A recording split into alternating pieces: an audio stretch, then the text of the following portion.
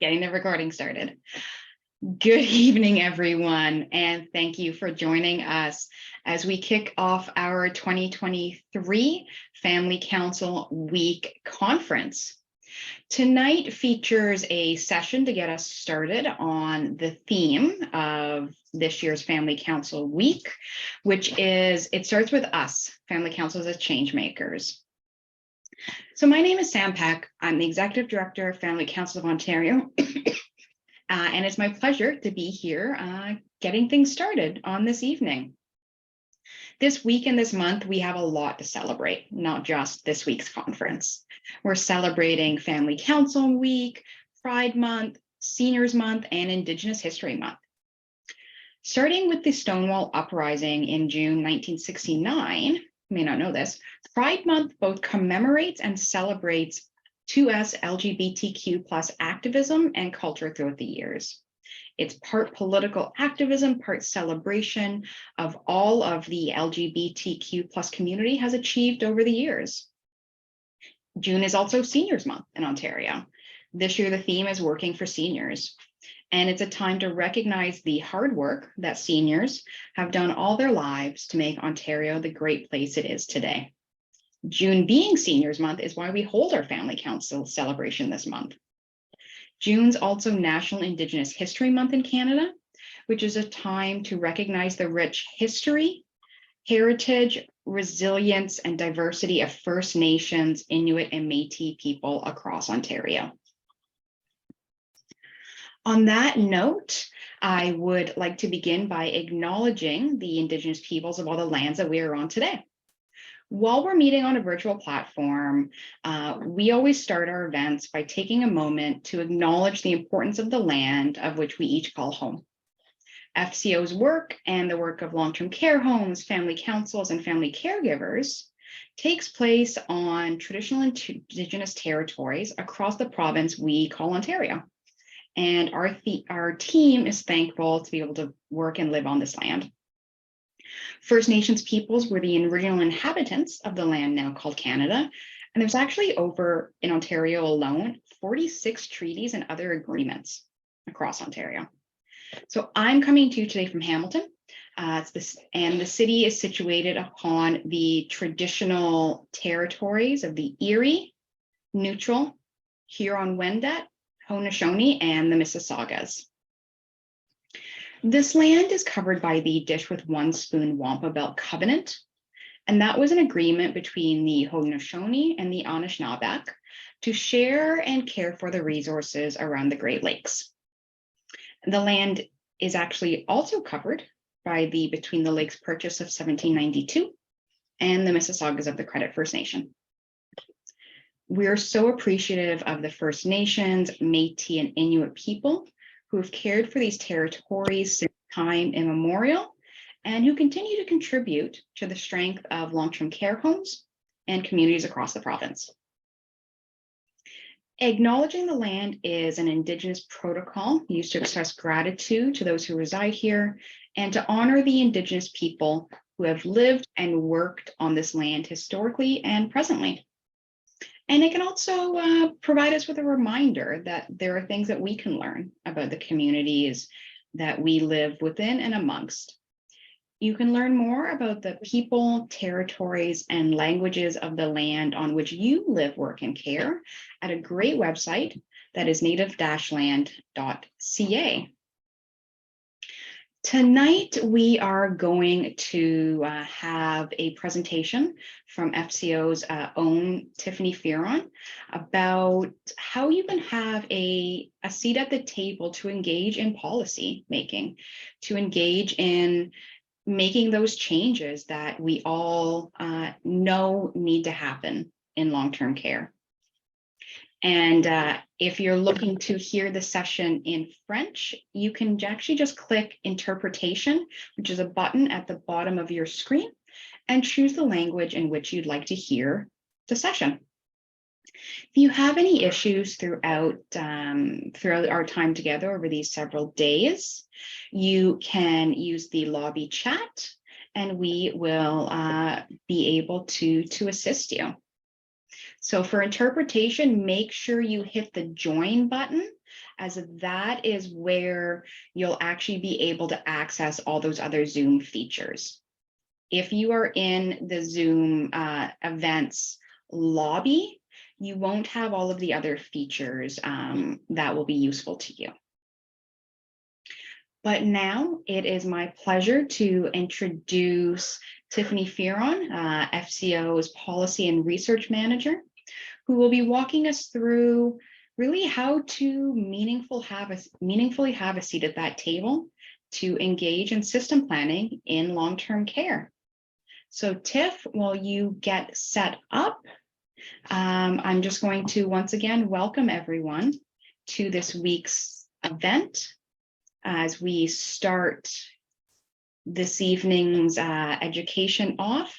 And don't forget to stick around after this as we engage in some entertainment together, featuring a great band, a great duo that is, I'm going to make sure I get their name right.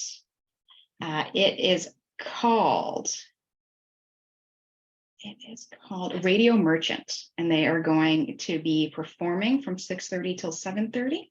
So a little bit of entertainment before we get going into the next couple of days worth of networking, learning, and figuring out how together we can make change. So as Dinesh elevates Tiffany to the presenter, just going to, there we go. Tiff, I'm going to welcome you to the main stage.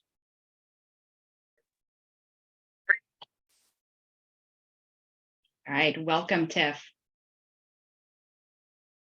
Okay, perfect. Thanks, Sam, for that great introduction and, of course, land acknowledgement. So I am really honored to be here this evening.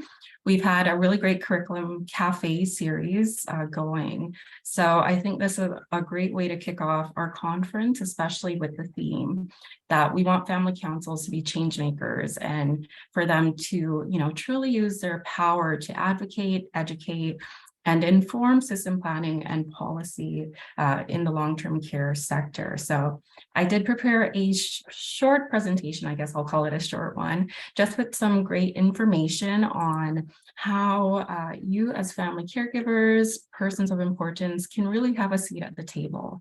So I'm going to walk us through what the plan is for this evening. So remember, this is a special curriculum cafe. So if you haven't attended our other cafe sessions, basically we've been sharing some really great useful information on specific topics related to family councils. So we've covered quite a bit when it comes to leadership, membership, looking at collaboration with your home. So it is great to kind of come full circle on how all of those things that you would have learned throughout the curriculum cafe can now add to, you having a seat at the table and using this opportunity to be very effective in improving the quality of life for residents. So the session for today is going to include just a very brief overview of FCO and what our organization does and some of the things that we're working on as a small but mighty team to really push information regarding policy and system planning. I'm going to go through a very brief sector scan. So looking at some of the key topics that have been coming up when it comes to what's going on in the sector. What are some of the gaps and the trends that are at play? Then we're going to talk a bit more about the FCO policy strategy and the different things that we've been able to do and implement based on what you've informed us as our service users. So we're going to talk about, informing the system planning, how we're going to be engaging with you, hopefully much more in the future, and how all of your, your contributions, the consultations, your emails, everything, how that's really helped shape our priorities and objectives as an organization. We'll also go through some tips and lessons on engaging in advocacy and public policy, and hopefully there will be some great tidbits to take away. Question and answer, we probably won't get to do as much of that as you'd like, but I know my team is backstage listening in. So if there are any, tidbits of information that I should be sharing with our attendees tonight, please jump on and let me know. So let's get started. So about FCO, I'm sure many of you who are on the line with us today are not new to what we do, but it's always great for us to give a little bit of a refresher because we know everyone might be at a different state, a different part of the journey when it comes to being a caregiver in long-term care. So our organization works really hard on supporting family caregivers and improving the quality of life in long-term care. So we are definitely dedicated to elevating and amplifying the family caregiver voice and making sure that your experiences are definitely, expressed. And those are the things that are informing, what the sector actually looks like. So we do an array of things. We do a lot of education, webinars, conferences, things like this. So in doing that, we're able to really work collaboratively with other sector partners, cultivate effective family councils. And of course, we are so proud of the work that we're seeing being done by families all across Ontario. We're advancing public policy and system planning, and of course, continuously mobilizing knowledge. So that's a little bit of a brief overview of our organization. So tapping a bit more into, our service users is really key in enabling us to do, a good job and making sure that the people that we're serving as a small team, that you're able to understand your legislative powers, engage in quality improvement, develop productive relationships with home staff, leadership, frontline staff, and definitely enhance the overall quality of life for residents.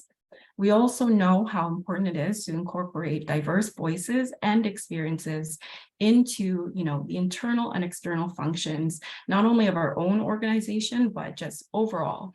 We do think it's really important that we look at diversity, equity, inclusion as foundational principles in, in everything that we do. So we're hoping that, other agencies can also learn from, that aspect of what's really important to us, as well as your family council. So making sure that's a really big key part of what it is that you do when you come together. So building capacity is a huge thing for us because we know in this sector, there's so much going on. We've already seen what happens when, unforeseen circumstances come up, and we've gone through immense change over the last few years. So because of this, we've had to learn to adapt. And the silver lining is, we've learned quite a bit on building capacity. So we're continuously developing and strengthening, the process and resources that we already have. But we know that we can't build capacity without listening to our service users. So thank you for all that you do for helping us continuously develop, who we are as an organization, as well as, our values, missions, making sure that we're bringing more to the table, even as an organization. So we're able to build and bring more awareness to the different factors that are impacting, the long-term care experience. So we do look at, all of these examples here are things of how we've been able to build capacity. So collaborative partnerships and stakeholder engagement, and that's, liaising with some of the amazing organizations and agencies that are supporting caregivers, residents, and staff in long-term care. We're doing province-wide outreach and networking. So just like this conference, we're able to meet a wide cross-section of families and interact with them and do that networking piece of hopefully getting to know much more people and getting to know their needs. Advancing system and policy and system planning is really big. As we know, we do want to make sure that your lived experiences are being, expressed and shown in legislation, in regulations, different things. So we are pushing to build capacity that way. Of course, group development is something that's an ongoing journey, but we are trying to build capacity by providing those resources and supports to be able to navigate some of the difficult conversations and topics that might come up. And then finally, education and knowledge exchange will definitely be a priority moving forward, and ensuring that, we're keeping up with the times, we're aware of what's going on, but then we're also, hearing what it is that you want to learn about and able to build from that. So we want to continue creating strategies to navigate, this changing landscape. And we do welcome, your calls, your emails, your feedback to make sure that we're providing informative material. So sector scan. So we've already shared, countless times information about legislation. And, when we look at the sector and what's changing and some of the differences when it comes to, quality of care, quality improvement, the role of families, it's important to do these sector scans to keep abreast of what's changing, what can be improved, what can be removed, hopefully, and, different aspects of this sector that we really need to be aware of, because everything kind of works together. It's almost like a snowball effect or like a chain link. Everything ties in. So when you're scanning the sector, you want to look at the different aspects. So when we look at family councils, a big part of what we do as an organization is looking at legislation. So we're scanning legislation and looking at, ways that family councils can be incorporated or how they already are, and, making sure there's more information on what it is family councils can do. So as you know, family councils were first included in the Long-Term Care Homes Act in 2007. And that was already a really big feat because it recognized the contributions of family councils. So now when we, fast forward to 2021, we have the Fixing Long-Term Care Homes Act. So the great thing that we saw come out with the new legislation was that there was a lot more guidance to ensure that the voice of the families and residents, the whole population living, working, and caregiving in long-term care was a bit more present. And also the focus on quality improvement was huge. So we're really excited to see how, some of the aspects of things that were informed to the ministry, informed to the government, other agencies, that they've been incorporated into the Fixing Long-Term Care Act. If you do see FLTCA throughout the presentation, that's what it's referring to. So the Fixing Long-Term Care Homes Act does still include all of the useful information about the family council and, of course, your powers. So we do always recommend that you are aware of your powers. So come together as a family council, sit down and talk about the different powers. What do the powers mean for, your group's objectives? What do you need more information on? What's not clear? What sticks out as something that is, a focus for you, or something that you'd really like to learn more about or advocate more for. So definitely take the time to look through the powers, look through that portion of the act that references family councils. I will give you a very good tip. So when you are looking through that large document, especially if you're looking on, say, a PC or a tablet or any type of electronic, you can definitely search up the word family and family council. You'll be able to generate all of the results of where that pops up. So if you do want to learn more about, other ways of family council or families as a whole is mentioned in the act, you can do that to kind of, give you a starting point to see where you do want to learn a bit more. So these are all the powers, get to know them. If we do have any long-term care staff or administration on, today's call, definitely take the time to also learn about the powers and what the act says about, family councils and what they're able to do. So some notable updates when it comes to looking at the act, and I think this is, it comes down to why we're having this session.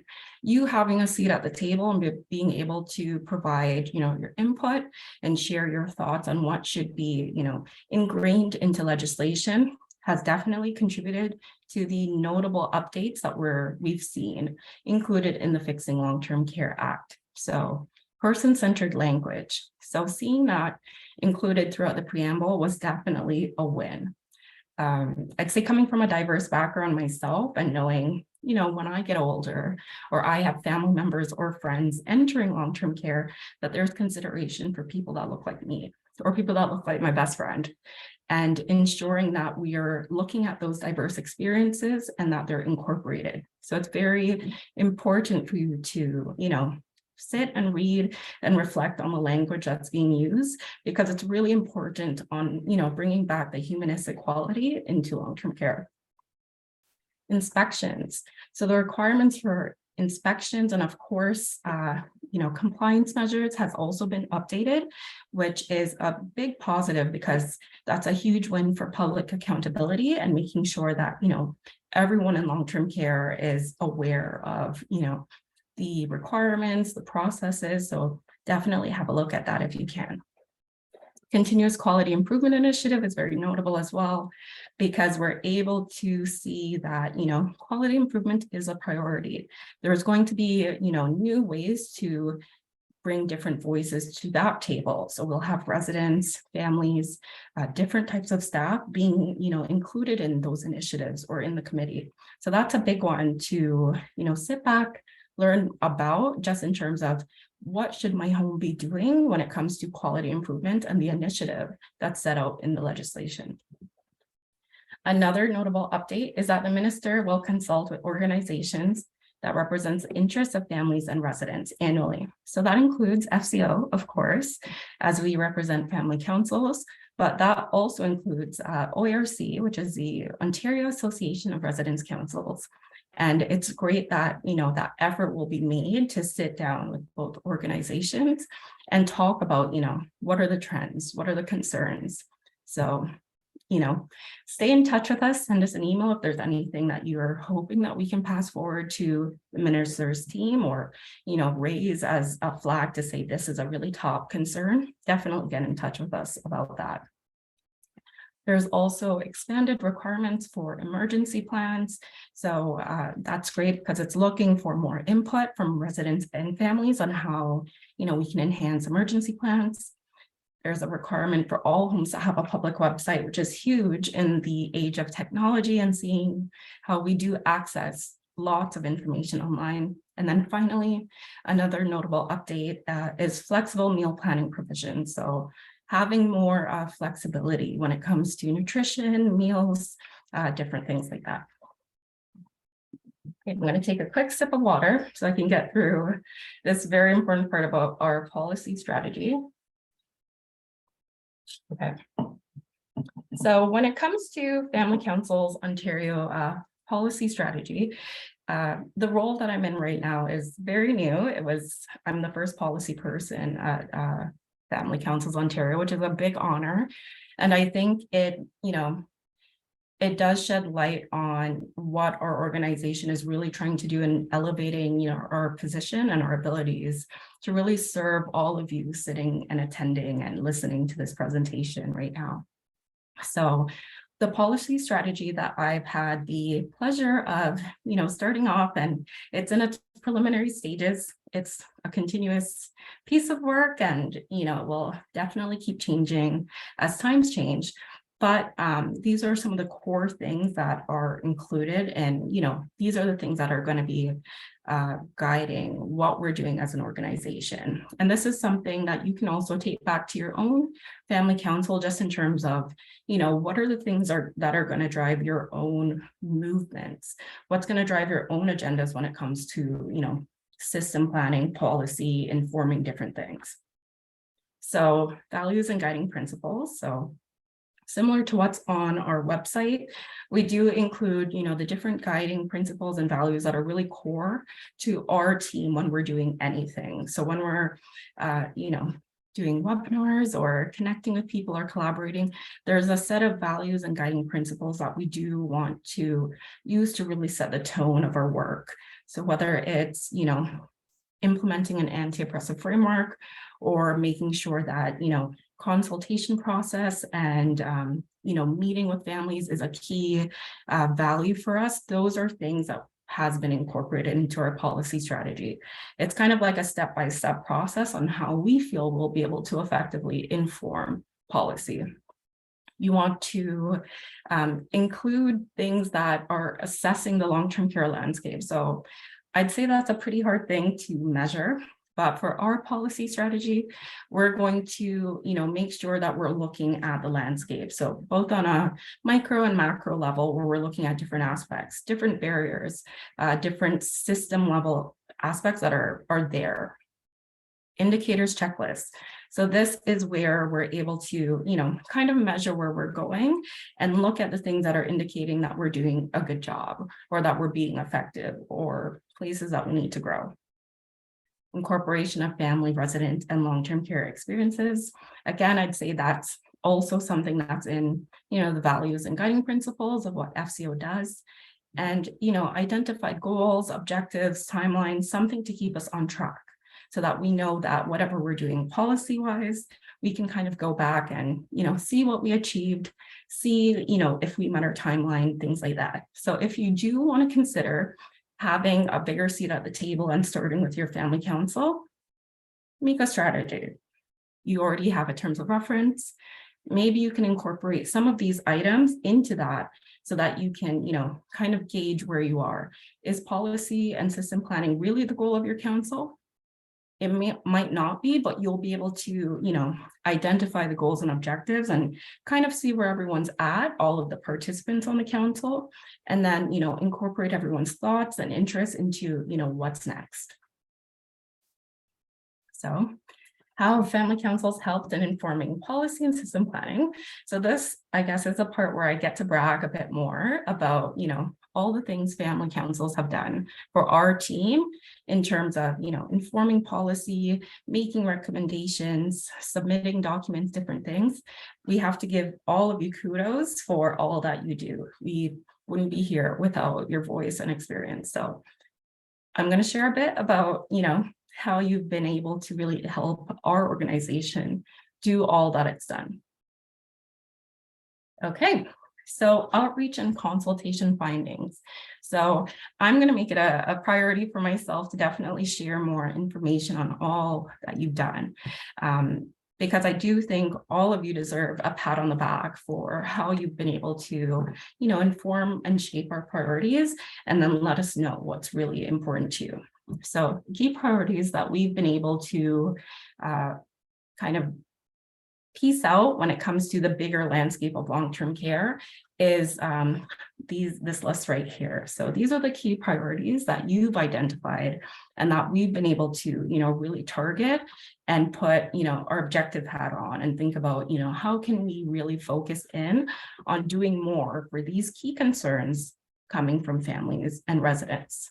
So key priorities, longstanding staffing and care consistency concerns. So we know that's always been a big issue.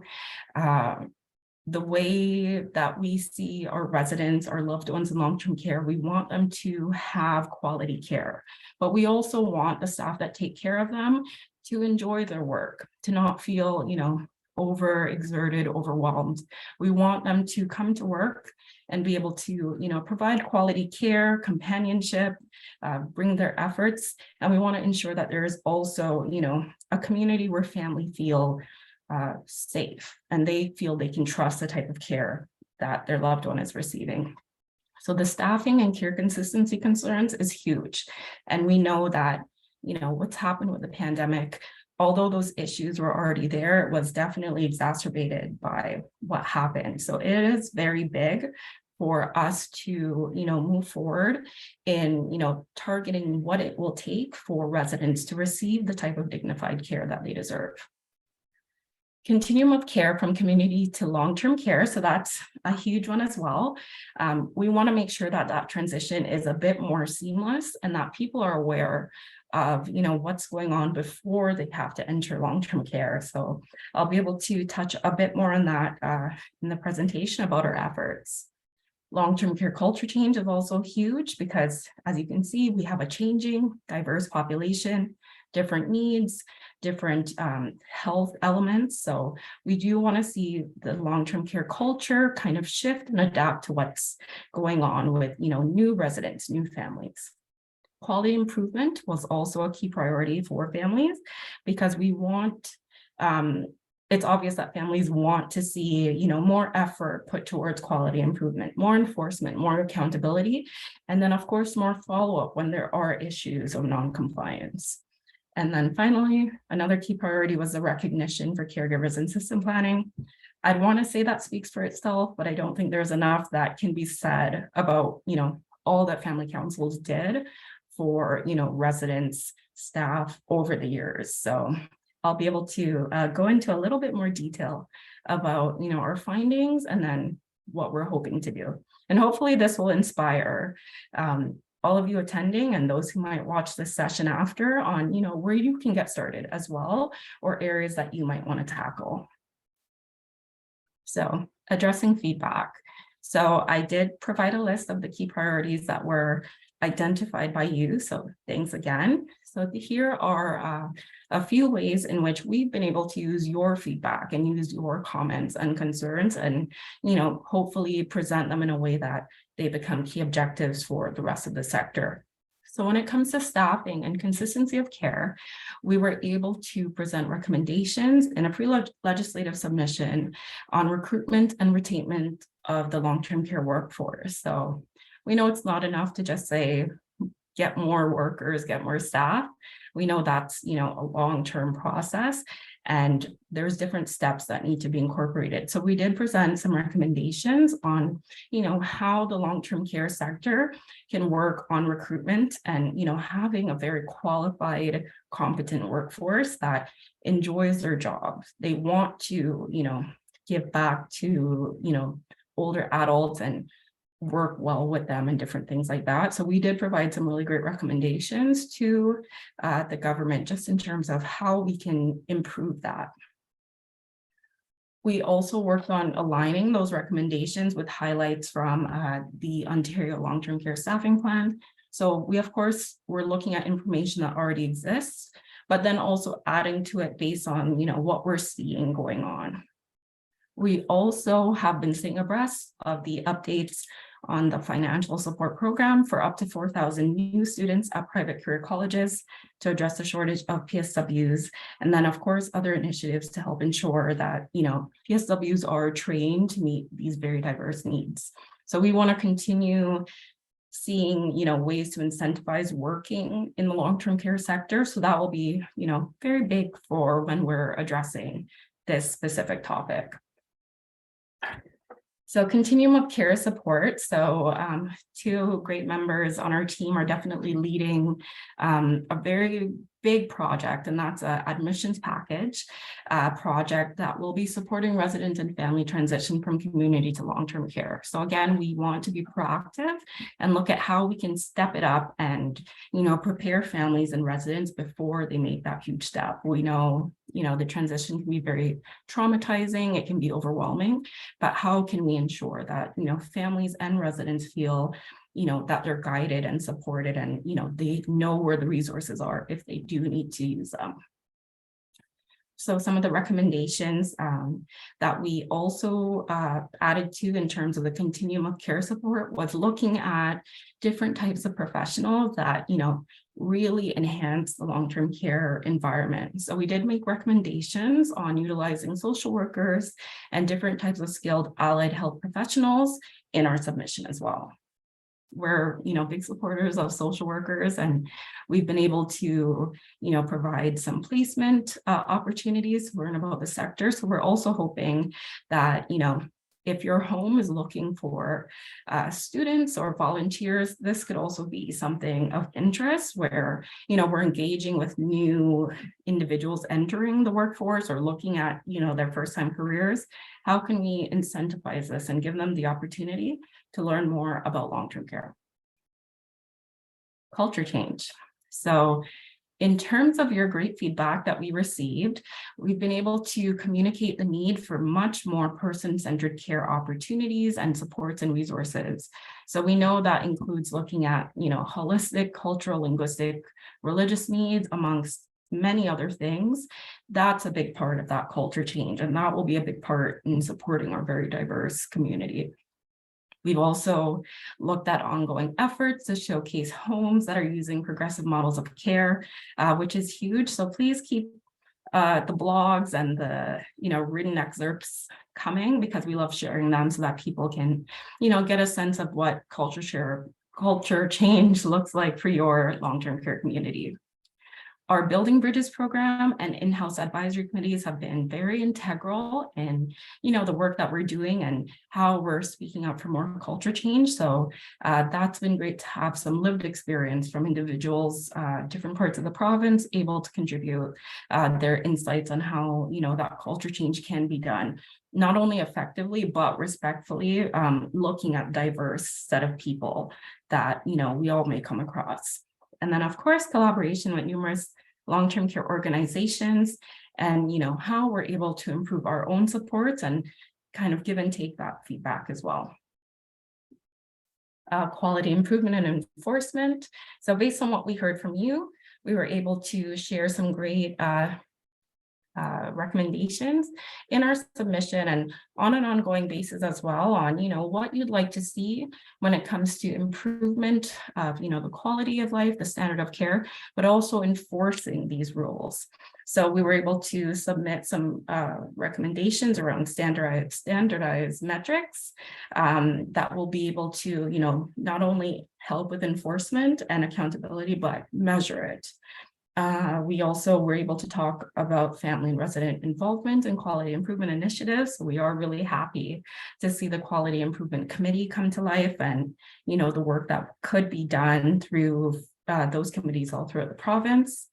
And then, it's an ongoing process for us. So we will always be looking for more insights on quality improvement and hopefully hearing how, the ones that have been established and are very active, how these quality improvement committees are doing. So definitely let us know.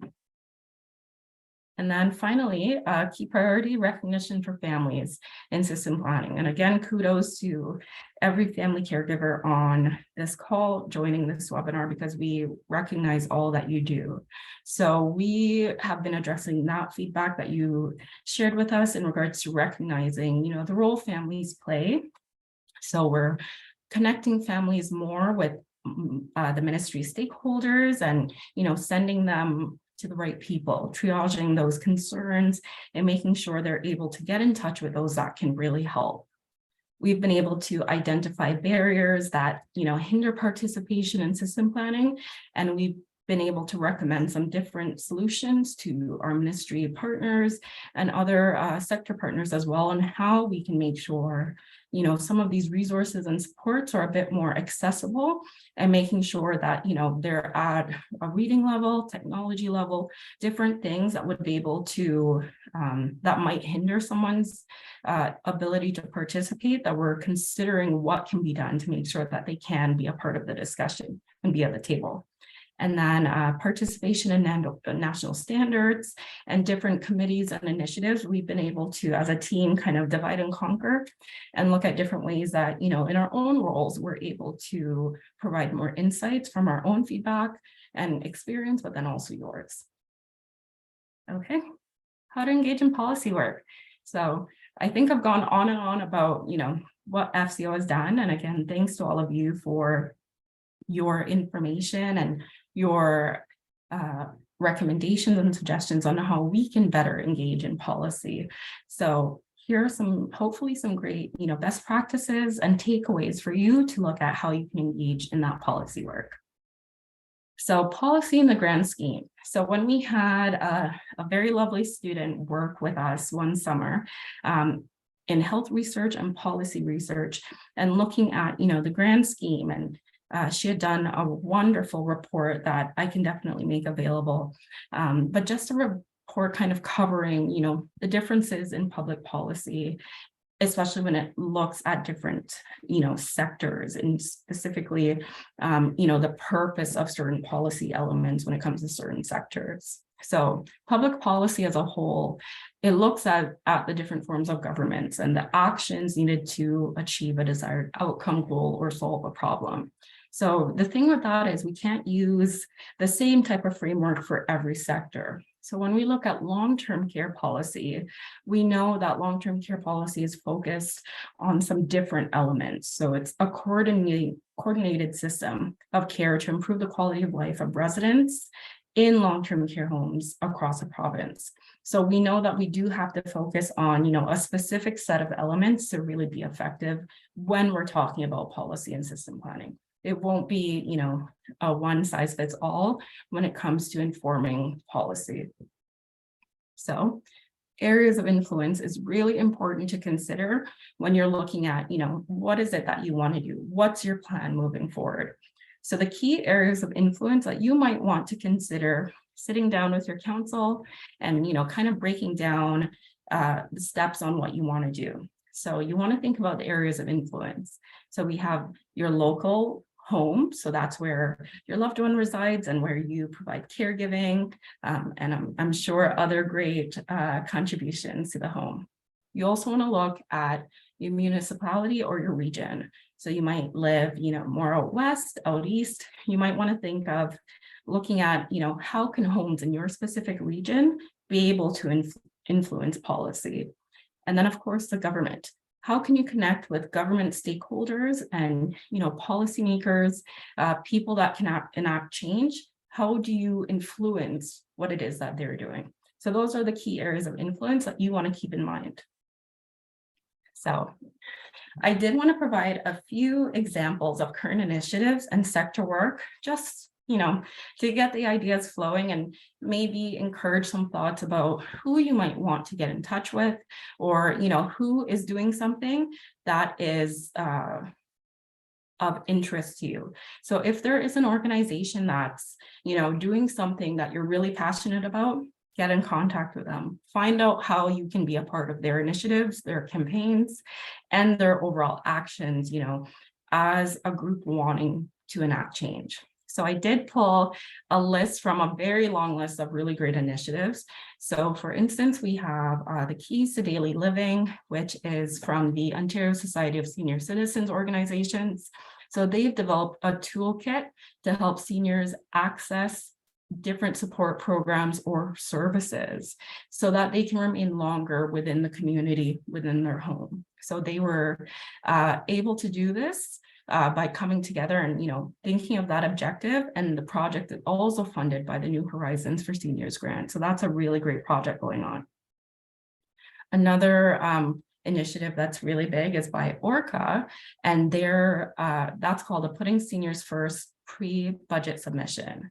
So they have put together a really thoughtful submission that looks at how governments can, explore and utilize different spaces to provide care efficiently and equitably, because already we know how difficult it is for older adults to stay at home if they don't have the necessary supports.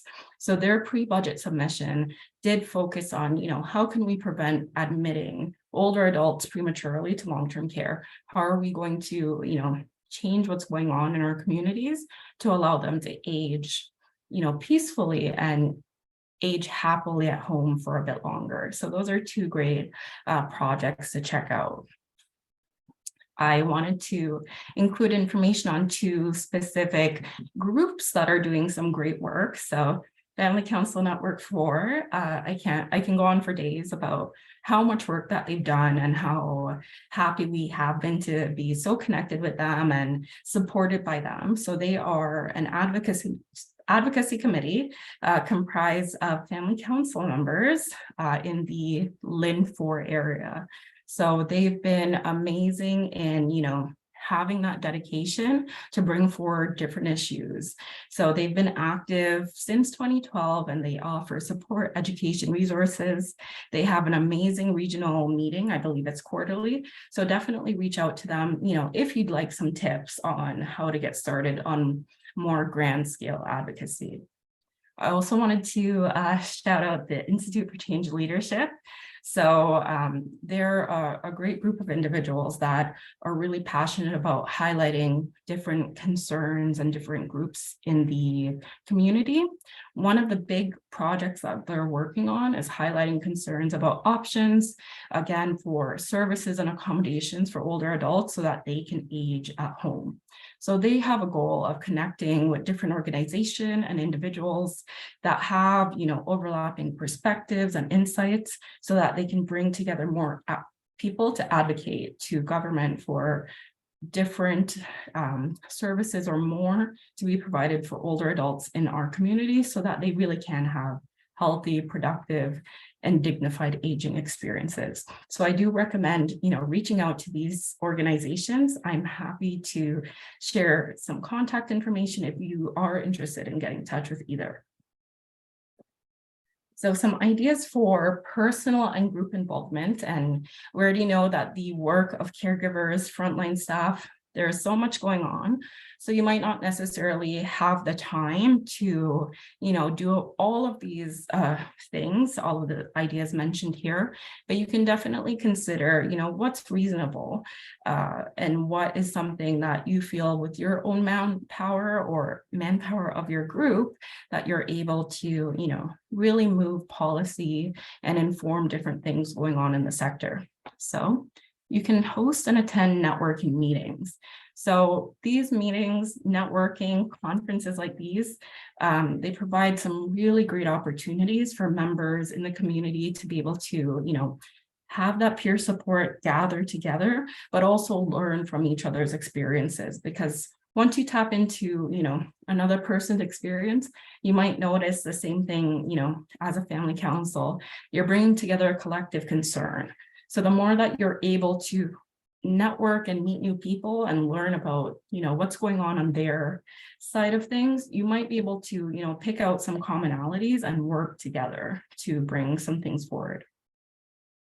Participation in public consultations and reviews is huge. And thank you to everyone that, reached out to us when it came to, doing consultations or providing feedback to legislation, because that's a big way on how your voice can be integrated into what you see going on. So continue to share insights on proposed legislation, amendments, guidance, and more. There's so much out there. There's a lot more opportunities than are publicized. So definitely, put some efforts into looking at what is under, consultation and review. And you would be able to, share insights, whether that's orally or electronically or submitting a proposal or submission. There's different ways to participate. And then another idea is provincial and national standard committees. So I'm currently on a national standard committee for mental health and well-being in long-term care and residential settings. So I'm very proud to represent FCO on that, because I'm able to, use some of the insights that I've gathered from families, our team, and just my experience in my role to share what's very important to shape the standards. There's also, individuals on these committees from different walks of life. There's caregivers on my committee, so I'm really happy that that voice is being, included in that work. So definitely look out for committees that are looking for new members, or they're looking for you to, submit your thoughts, submit excerpts of your own writings into national standards. So definitely think about that for, for yourself, or if your family council wants to come together and, bring something forward. So I know the presentation is coming to a close very soon. I have only a couple slides left, but before you go, definitely some things to reflect upon. And, we know how difficult the job of family caregivers can be, and we want to, consider all of the insights, all of the experience that you bring to the table and how you're able to share, those things to enact positive change. So here are some quick questions for you to reflect upon. So things like, what topics do you believe should be on the radar of policymakers?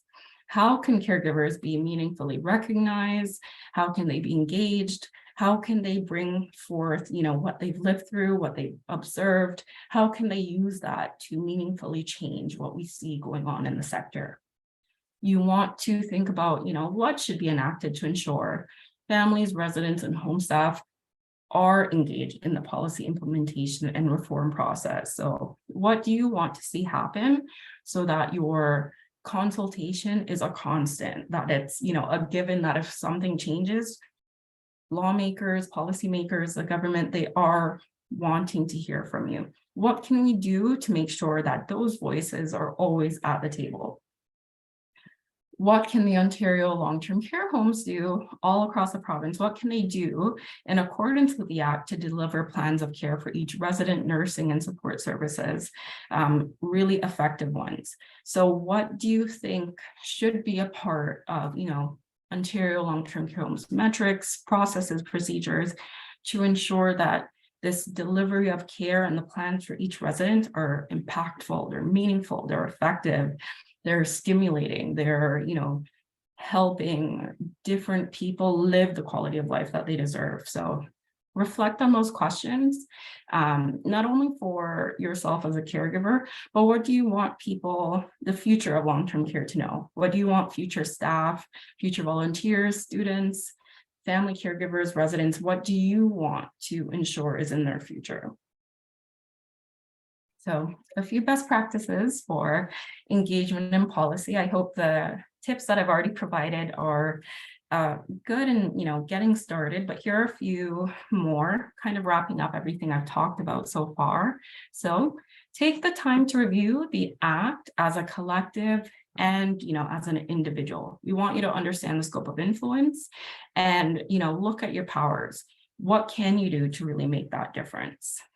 Make notes of any changes that may be connected to your family council's mission, vision, and goals, and update your terms of reference to reflect that. So with some of the changes in the Fixing Long-Term Care Act, as I mentioned, things like quality improvement, how can your family council now adapt to, new powers or new opportunities to share input? So maybe you'd want to include, a line about quality improvement, or a line about checking in with the quality improvement committee to make sure that your family council is, on top of what's going on in your home. You want to stay abreast of opportunities to participate in the consultation process. And of course, like I said before, there's always things going on. Although things might be happening in different sectors, things also relate to what's, happening with residents, families, and caregivers that might, be evolving in a different sector. So definitely stay abreast of different opportunities you might have to contribute. And of course, submit feedback through official channels as well. If you go on the Ontario Regulatory Registry website, there's different ways to actually, type in your suggestions or your recommendations, any insights or things that you've identified that might be a barrier or a difficulty moving forward. You can submit that feedback officially, and you'll get like a little confirmation that they've received your submission in most cases. So definitely look at that as an opportunity. So I guess we're all done. And I was really, again, I can't say how much pride I feel with the constant support that Family Council Ontario has received from caregivers, those that call, that email, that participate and attend our events like this, as well as, those that participate on our committees, our RDAC, our DIROC. So please continue to move forward with, your efforts, and don't get too discouraged. There's no effort that's too small. They all make a difference. And we know that policy and system planning isn't an overnight success, but it's a continuous process. And it's worth, pushing for and making sure that residents are, really highlighted, and making sure that we're doing our best to, give them a dignified aging experience in long-term care. So thank you for being here, and I appreciate the opportunity. Thank you so much, Tiff. That is just such a wonderful overview. So what I'm going to do is we're going to have a few questions. So first question, perhaps I can respond to that in part, is asking about or really how much we can share the recommendations that we make to government on staffing, pandemic response and other things like that. So the answer is we share what we can. We're subject to a lot of non-disclosure agreements and other pieces in the terms of reference of the committees that we're on. So we do share as much as we can, but there are certain things that that we can. So the best way to get engaged is to make sure you're signed up for our e-bulletin. And if you have issues with that, contact Leah Cabral, our communications manager, and they will help you out. Tiff, what are the best ways to get informed about those consultation opportunities? So the great thing is, in the age of technology now, there are a lot of websites for, these consultations. If you go on the Ontario registry, as I said, there are, tabs that you can click on that will share what's going on. So whether there's something going to the assembly or something in review, that information is public. And then normally there is, some areas indicating that you can still provide insights and feedback. So I would say doing, a really thorough sweep of those type of websites, as well as things like the Canadian National Standards. Everyone has a website now. So if you, sign up for bulletins, as many of these websites do have bulletins or alerts on different things happening, you'd be able to get that information firsthand. But as Sam said, sign up for the e-bulletin as we share that information as well on, what is public review and consultations coming up. Great, thanks. So does FCO send out surveys or otherwise seek input from family council? So perhaps you can talk about the ways in which we do that. Yes, of course. I would say we do that for a lot of our, specific projects related to, say, if we're looking at, we did a project previously on social isolation for residents and talking about families' insights. We might do projects or specific reports or research geared towards topics, and then, again, send out in our e-bulletin or our social media platforms that we are looking for feedback. So again, stay abreast of everything that we're sending out, where we're asking for support or we're asking for feedback or insights, because we'll normally be planning some type of way for you to submit your information, whether that's, say, a group discussion, a group forum, or, sending us feedback by email. So again, reaching out to us directly, and you can always send us an email and, tell us to put you on a note for, wanting to volunteer in future research or consultation efforts. Great. So I'm going to combine a few questions in the interest of time, but it's really about how can councils and caregivers advocate for change? And that's really the purpose of the conference. So whether it's for individual homes having to advocate or to report staffing levels rather than just aggregates, or the introduction of technology into care planning, or standards of care on ratios for PSWs. If folks are passionate about that, what's the best way for a council or an individual to bring that forward? Well, I would say, I might have to hype up Family Councils Ontario again, but I would first of all prioritize going through your home for anything that's urgent, very urgent, safety, anything like that. Connect with your home. Mm-hmm. If it's something that, is more of a long-term, larger scale recommendation, say on staffing, ratios, different things, look to reach out to different advocacy groups and organizations that are able to communicate your insights, move them up the chain. So reach out to our team, send us emails. It could just be a long list of your thoughts on different things. We read and take all of those emails very seriously, and those are what inform, our next steps, our objectives, things we're bringing to the table when we're able to talk about what's going on. But then also many of our sector partners are doing the same. So if there are specific issues, like say if you want more supports for Alzheimer's and dementia care, our friends at the Alzheimer's Society are always doing, large scale, big work, big projects on, support and education. So I would say try your best to reach out to the organizations that are, doing this work, because most of the times they're really willing and able to, elevate those concerns, elevate those suggestions, and hopefully make sure they get into the right hands as well. Great. And, to add that, connect with your elected representatives. connect with your MPPs or your city councilors if it's something that is a more local issue.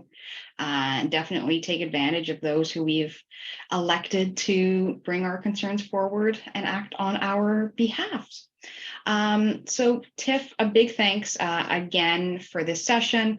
We'll say, you mentioned Family Council Network 4. They're the ones we've been in contact with most recently, but there's also, for those who aren't already connected, the Champlain Region Family Council Network does advocacy as well.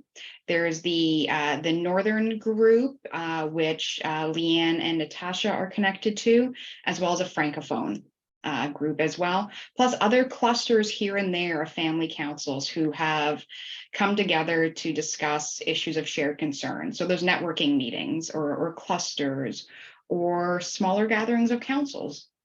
Those are also really powerful ways to make your voice heard. So this is really a primer for what we're going to be talking about over the next 2 days. So as we talk tomorrow with Professor Caulfield about misinformation, now as you're doing your public policy thinking, making sure that you know what the correct information is. And then all the way up to our closing keynote on Thursday with Dr. Samir Sinha around national standards. Think about the tips and the strategies we've talked about today and how you can match the information you're hearing with your interest and those ideas to make the most effective change. So now we are going to transition to the next part of our session, of our evening, which is some networking and entertainment. So take a few minutes, stretch, get a glass of water or what have you. And so we're using Zoom events, and because it was the option that allowed us to have interpretation, the privacy settings, and the multiple events that we needed. So it's a learning experience for us all. And what you're going to do is you're going to go back to the event lobby. It's like your homepage. And either you can watch from the lobby any of the sessions that we're airing. So you don't have to leave anywhere. You can just watch from there. It won't give you the translation features, though. That you'll definitely have to join an individual session. And go to sessions or your itinerary if you've signed it. Registered things, selected them for your personal schedule, and then you'll click join. It should be a red button, and that'll get you into the sessions. But as I said, we're going to close this session. It's like moving from one workshop room to another, just in a virtual space. So we will see you back at or in a couple minutes in the other room where we're going to be with Radio Merchant, listening to some music, and then just connecting with one another. So again, Tiff, thank you so much. Thanks who have joined us so far this evening, and we'll see you in a moment. Take care.